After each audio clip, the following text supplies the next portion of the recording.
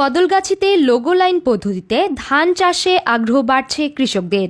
বদলগাছি নওগাঁ থেকে বুলবুল আহমেদ বুলুর পাঠানো তথ্যচিত্রের desk report.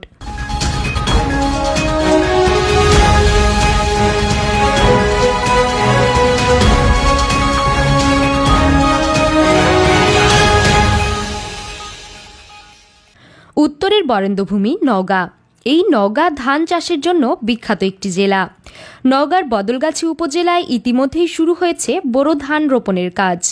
উপজেলা কৃষি সম্প্রসারণ অধিদপ্তরের সহায়তায় কৃষকরা লোগো লাইন পদ্ধতিতে ধান রোপণ করছেন।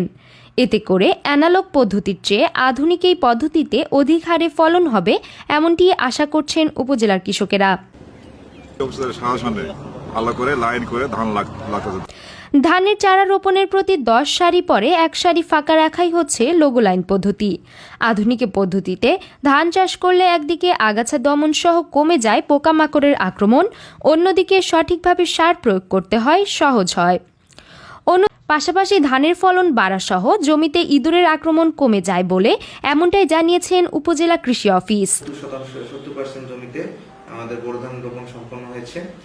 যে 30% জমি আমাদের অবশিষ্ট রয়েছে, এগুলোতে পর্যায়ক্রমে আলু এবং সরিষা আছে।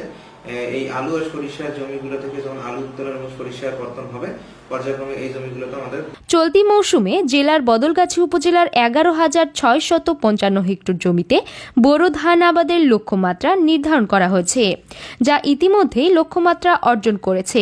সঠিক পরিচর্যা ও আবহাওয়া অনুকূলে থাকলে কৃষকরা ধান চাষে অধিক লাভবান হতে পারবে বলে বলছে কৃষি বিভাগ।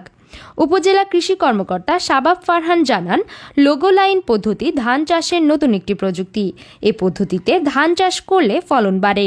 বাদামি ঘাসফড়িং ও মাজরা পোকা ধান গাছে সবচেয়ে বেশি ক্ষতি করে থাকে। ছায়াযুক্ত স্থানে সাধারণত এ ধরনের পোকার আক্রমণ বেশি হয়ে থাকে।